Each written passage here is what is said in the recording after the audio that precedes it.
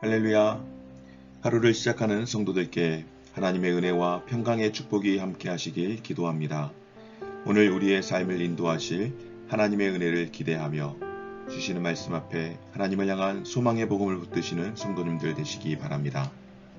8월 25일 말씀으로 여는 아침, 오늘 우리에게 주신 하나님의 말씀 창세기 14장 1절에서 16절 말씀입니다.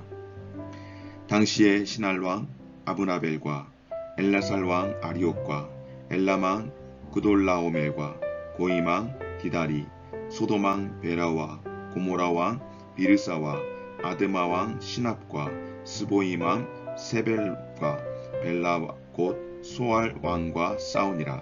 이들이 다 시딤 골짜기 곧 지금의 여매에 모였더라. 이들이 12년 동안 그돌라오멜을 섬기다가 제13년에 배반한지라.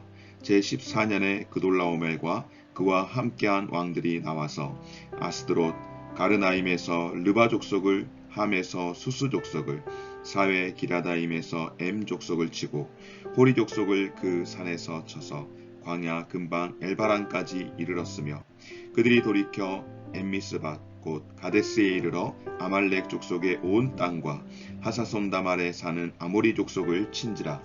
소돔 왕과 고모라 왕과 아드마 왕과 스보임 왕과 벨라 곧 소알 왕이 나와서 시딤 골짜기에서 그들과 전쟁을 하기 위하여 진을 쳤더니, 엘람 왕 그돌 라오멜과 고임 왕 디달과 신할 왕 아브나벨과 엘라살 왕 아리오 네 왕이 곧 그 5 왕과 맞서니라. 시딤 골짜기에는 역청 구더기가 많은지라. 소돔 왕과 고모라 왕이 달아날 때에 그들이 거기 빠지고 그 나머지는 산으로 도망하매, 네 왕이 소돔과 고모라의 모든 재물과 양식을 빼앗아가고 소돔에 거주하는 아브라함의 조카 롯도 사로잡고 그 재물까지 노략하여 갔더라. 도망한 자가 와서 히브리 사람 아브라함에게 알리니, 그때에 아브라함이 아모리 족속 마므레의 상수리 숲을 근처에 거주하였더라. 마므레는 에스골의 형제요 또 아넬의 형제라. 이들은 아브람과 동맹한 사람들이더라.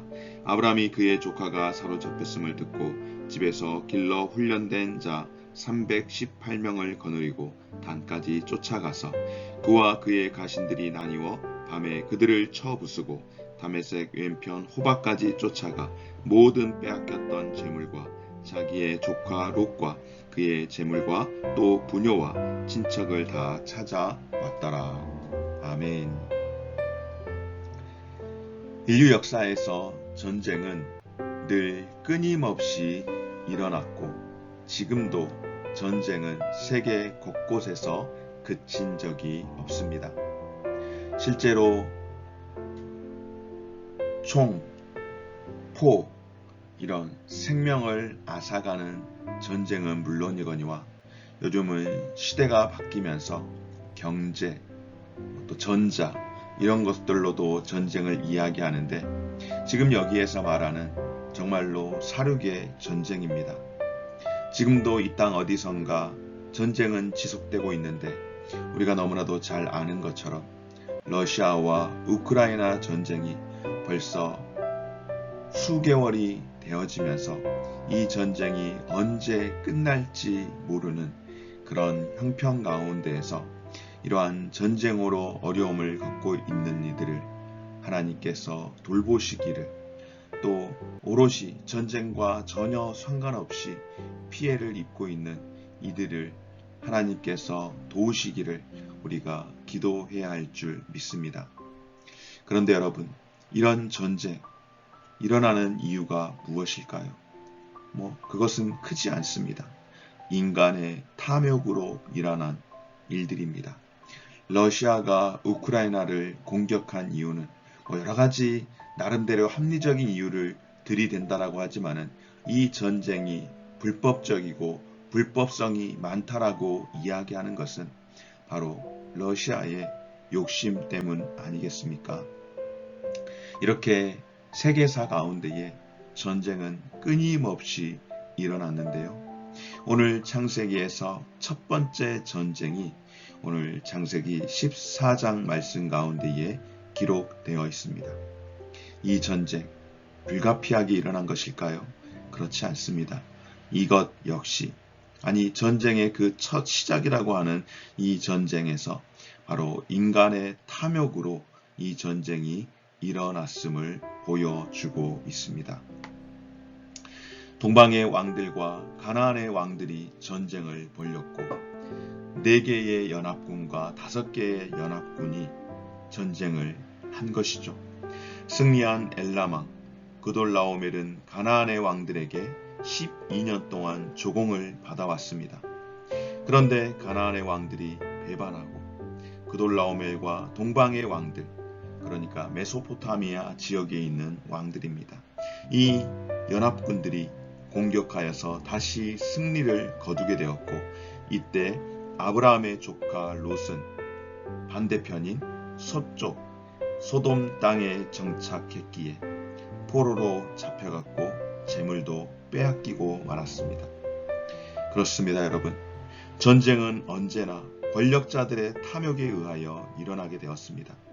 그런데 언제나 약한 자들이 가장 큰 피해를 입게 되었는데, 오늘날도 역시 이러한 전쟁은 끊이지 않으면서 연약한 자들이 가장 큰 고통을 받고 있기에, 특별히 전쟁의 피해 당사자가 되고 있는 우크라이나 이 민족을 위해서 우리가 함께 그의 마음을 헤아리고 또한 기도해야 할 줄 믿습니다.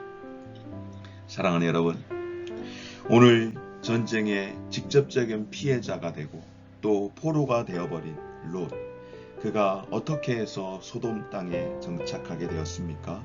그는 눈에 보기 좋은 것을 쫓아 살아갔습니다. 마치 그것이 여호와의 동산 같았기에 그것을 쫓아갔는데, 결국 그의 삶 가운데에 전쟁에 휩쓸려 그는 포로로 잡혀가고 말았습니다. 결국 롯은 전쟁에 애매히 휩쓸린 피해자가 되었는데요.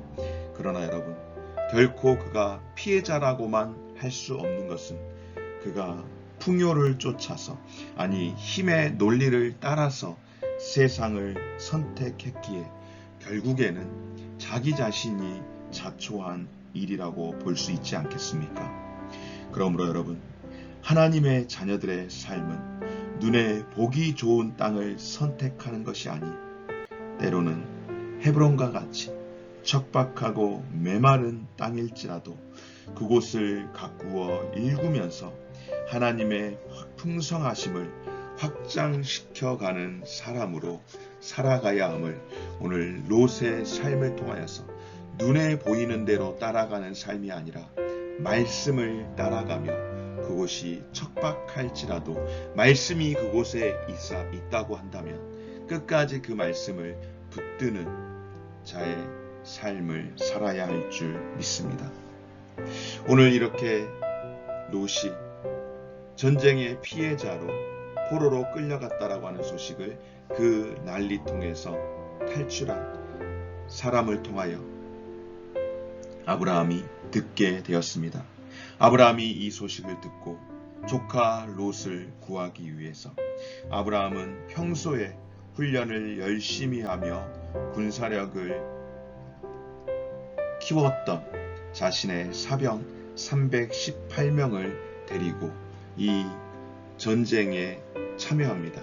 사실상 전쟁에 참여했다기보다는 조카 롯을 구하기 위한 게릴라전에 직접 본인이 나서게 됩니다. 연합국내 그 군대와 비교했을 때 아브라함의 사병은 사실은 별로 별 볼 일 없는 그런 사람일지 모르겠습니다. 그저 자신의 이 일가를 지키기 위해서 키웠던 사병이기에 군대와 비교했을 때는 정말로 볼품이 없었을지 모르겠습니다. 그럼에도 불구하고 오늘 아브라함은 롯을 찾기 위해서 그 롯을 포로로 끌고 간 연합군을 쫓아가 싸우는데 주저하지 않습니다. 어떻게 이런 용기가 나올 수 있었을까요? 바로 하나님께서 아브라함에게 하신 축복 아니겠습니까? 너를 저주하는 자에게 내가 저주하며 너를 축복하는 자에게 너를 축복하게 하겠다라고 다시 말해서 내가 너의 편이 되어 주시겠다라고 하셨던 그 약속, 그 믿음을 가지고 아브라함이 그 약속을 따라서 담대하게 나아갔습니다. 그들은 아마도 승리에 도취되어 무방비 상태에 있던 대적들을 밤의 급습함으로 승리를 거두었습니다. 이와 같이 하나님의 군사는 객관적인 수와 힘을 의지하지 않고 바로 하나님께서 승리하게 하심을 믿고 담대하게 대적과 나가 싸울 때에 승리를 거두게 되는 줄 믿습니다. 오늘 주 안에서 사랑하는 여러분, 아브라함이 사병들을 이끌고 이방 왕들의 군대에 쳐서 이긴 것은 조카 롯과 그의 가족들을 구하기 위한 사랑의 마음인 줄 믿습니다. 다른 전투와 같이 땅을 빼앗거나 재물을 강탈하거나 자신들의 명예를 위함이 아니었습니다. 아브라함은 조카 롯을 자식처럼 사랑했기에 그와 그 가족이 위기에 처했을 때에 목숨을 걸고 위험한 전투 가운데에 뛰어들었던 것입니다. 그렇습니다, 여러분. 이와 같이 성도의 영적 싸움의 근본적인 동기는 언제나 영혼에 대한 사랑이 있어야 하는 줄 믿습니다. 바로 거기에서 두려움을 이기는 사랑이 나오는 것입니다. 사탄의 권세 아래 포로로 잡혀있는 영혼들에 대한 뜨거운 사랑으로 그 영혼들을 구원해 내야 하는 그 소명을 갖는 것이, 그 소명의식을 갖고 살아가는 것이 저와 여러분, 우리들의 마음이 되어야 할 줄 믿습니다. 여러분, 성도들은 죄 가운데 사탄의 포로가 되어서 지옥으로 끌려가는 영혼에 대한 사랑으로 영적 싸움에 임해야 하는 줄 믿습니다. 바로 이것이 전도하는 것 아니겠습니까? 사탄에게 포로로 매어 있는 이런 영적 싸움 가운데서 우리가 먼저 나아가서 우리가 먼저 이 싸움에서 이길 수 있는 방법은 다른 것이 아니라 한 영혼을 천하보다도 귀하게 여기시는 주님의 마음을 품고서 우리도 사랑의 마음으로 영적인 이 싸움 가운데에서 승리하기 위해, 이 영적 전쟁에서 승리하기 위해서 먼저 우리가 주 안에서 늘 강하고 담대하게 되어지되 영적으로 늘 무장해야 하며 이 무장된 마음으로 또한 복음을 전하는 일 가운데에 우리가 힘써야 할 줄 믿습니다. 믿음으로 담대하게 싸워 승리하는 영적 군사가 되기 위해 오늘도 우리 안에 하나님 은혜를 주시옵소서. 우리가 영적으로 무장될 수 있도록 주님 은혜를 주시옵소서. 그렇게 기도해야 할 줄 믿습니다. 요즘 개인적으로 기도할 때에 계속해서 말씀을 선포하는 것은 믿는 자에게는 이러한 표적이 따르리니 너희가 귀신을 쫓아내며 새 방언을 말하며 뱀을 집으며 무슨 독을 마실지라도 해를 받지 아니하며 병든 자에게 손을 얹은 즉 나으리라고 하는 이 마가복음 16장의 이 말씀을 붙들고 기도하는 것이 요즘 저의 기도의 제목입니다. 다른 이유가 아니라 영적 싸움에서 하나님 밀리지 않게 하여 주옵소서. 영적 싸움에서 담대하게 이길 수 있게 하여 주옵소서. 하나님의 능력으로 나아갈 수 있기를 소망하는 마음으로 계속해서 이런 기도 선포하며 외치고 있습니다. 사랑하는 여러분, 영적 싸움에서 우리가 이길 수 있는 방법은 바로 믿음으로 담대하게 나아가는 것이신 줄 믿습니다. 오늘 주 안에서 사랑하는 여러분, 예수님께서 우리를 향한 하나님의 사랑을 성취하시기 위해 죽임을 당하시는 영적 싸움을 싸우셨습니다. 처음에는 예수님이 마치 실패한 것처럼 보입니다. 아니, 사단은 자기들이 승리한 것처럼 여겼습니다. 그러나 어떻게 되었습니까? 예수님께서 약속하신 대로 사흘 만에 부활하신 줄 믿습니다. 무슨 말씀입니까? 부활 승리하신 줄 믿습니다. 궁극적으로 예수님께서 이 영적 싸움 가운데에서 부활하심으로 승리한 줄 믿습니다.